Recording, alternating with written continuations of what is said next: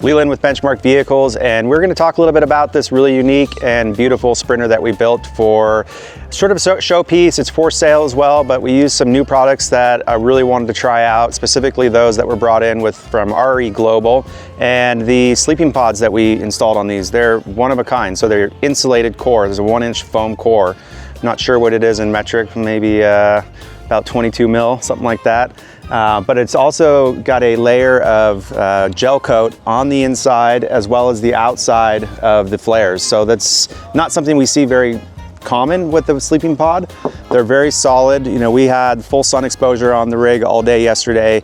You put your hand on the inside of that sleeping pod and it's completely cool. You don't get any heat transfer, and that in turn works well in the wintertime. And that's the biggest reason why I chose these flares for a van that we're going to use for about a year before the van is sold.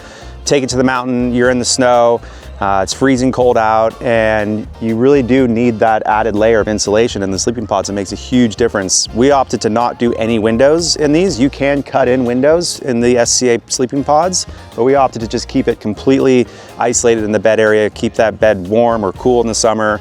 Really just has a little bit more of a comfortable experience when you're in extreme climates and temperature changes.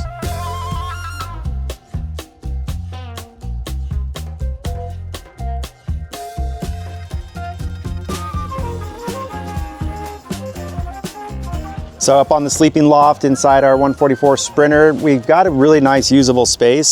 So head to toe is about 6 feet, 6 inches. So if you're 6'4", you can still stretch out head to toe, not have an issue sleeping sideways in a van. That's always the big question that we get. Do I sleep sideways? Do I have to climb over my partner? Can I fit in a van with sleeping pods? And realistically, most people are not sleeping stretched out like this at their full height. It's natural for humans to sleep sort of in a fetal position on their sides, even on their backs, slightly more curled up. Even so, that you still have ample room if you're 6'4" to sleep side to side in a 144, in a 170, whether it's the SCA pods or not. There's plenty of room. It's also very nice to have no windows, in my opinion. If you have the back doors open, if it's really warm, to cool the van down. If you have no windows on the side of the sleeping pods, you gain more length. So it's something to consider if you're taller, or if you sleep with your arms above your head. You're then not going to have your elbows or your forearms rubbing up against the cold metal frame of a window. So just really, a couple things to consider when you're designing your van, building and having someone build it or having us build it. There's options. We can do no windows, we can do 2 windows, 1 window. My preference has always been no windows back here. We have the big back doors to cool everything down, max air fan to bring in cool air at night, so you don't necessarily use those windows as much as you would think in a van, real world setting.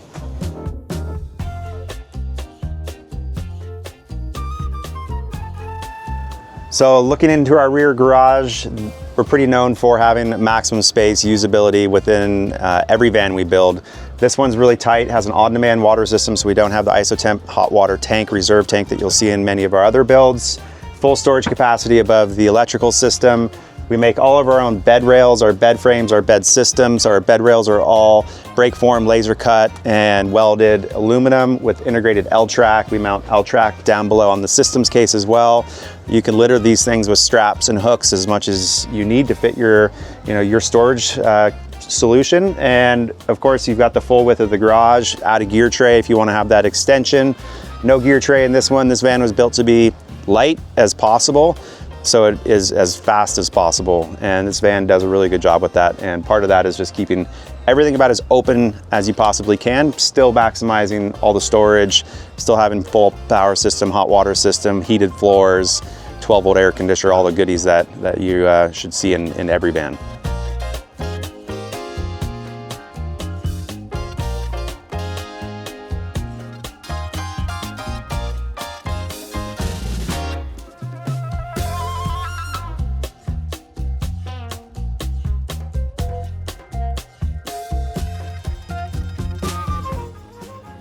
This is a really cool layout. We do this often. You'll see it quite a bit in our vans, but this is, so obviously when we're in a 144, passenger side galley, induction cooktop, Blanco sink. We have a full bank of drawers here with all of our nice inserts. So we have our year and day silverware, knife set, bowls, plates, all the Yetis, Le Creuset in the bottom, and this allows for a very nice open flow within, especially a 144. Scopima bench to bed 60 centimeter seat, so this turns into a bed. You can sleep across here easily. I just spent a week in Germany with a friend who has one of our vans there. I slept on the Scopima for 4 nights. It was awesome. I slept like a baby. That actually sleeps. Fridge. Vitrifrigo C85, nice countertop space here. We do all of our controls behind this control panel cabinet. You still have a ton of room, upper cabinet storage for food, clothes, you know, kind of your day-to-day amenities within the van. 12-volt air conditioning, max air rooftop fan, another bank of cabinetry up above. No bulkhead separating the garage on this one, so the van has a very open feel. If you were using this exact floor plan as like a mountain go-getter powder chaser and you weren't sleeping in the van, you could pop this bed out in about 3 minutes and have the full open space back here to hang out, put boots on, gear up, do your thing, and hit the slope. So this is a cool layout. You'll see an extended version of this on our 170s, but in a 144, this is gonna give you pretty much the ultimate flexibility for what we can put into these things. So.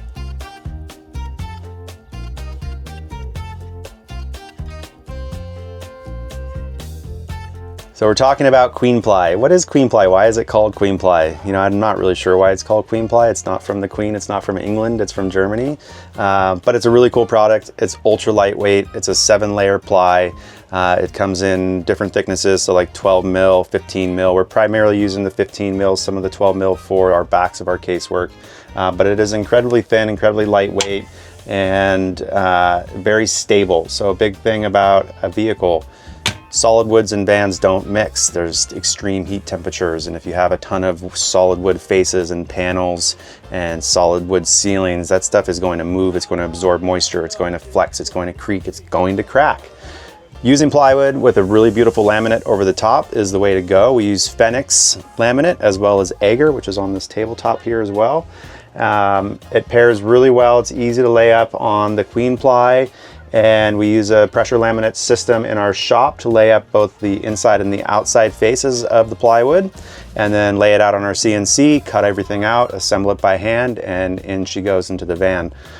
This material is saving on average about 250 pounds per 144 and 315 pounds per 170. Every pound adds up. It adds up very quickly. There's not a lot of payload in a Sprinter van, so you have to do everything you can to try to keep it as light as possible. So hope you enjoy our casework.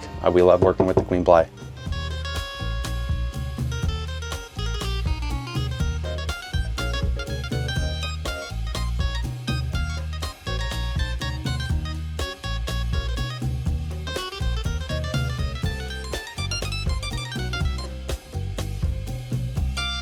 All right, so we kept this van pretty simple. I wanted it to be lightweight. I wanted it to be quick.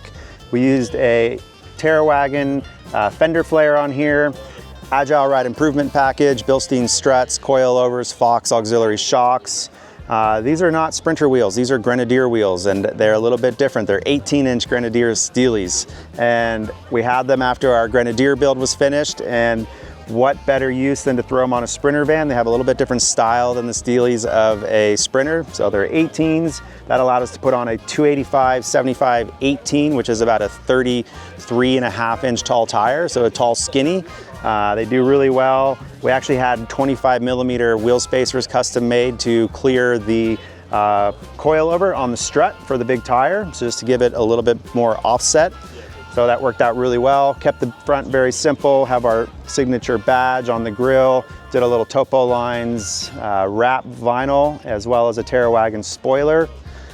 Paragon off-road roof rack with a KC 50-inch curved light bar, stubby antenna, Fiamme F45 awning. So this one was packed together pretty clean, pretty simple. I wanted this van to be simple. Someone could take this and add whatever they want to it. You could do a winch, you could do more skid plates. We do have an orange Agile off-road skid plate on this guy to protect that front end, and a Paragon chicane side ladder as well. All right, wrapping up here for the little Apprentice van tour. Check us out, Benchmark Vehicles. We are in Portland, Oregon. We're coming up on our 10th year in business. We're building about 30 vans a year, hit us up anytime, socials, YouTube channel, check out all our videos, check out our portfolio page on the website, and give us a call. We'd love to talk to you about a van.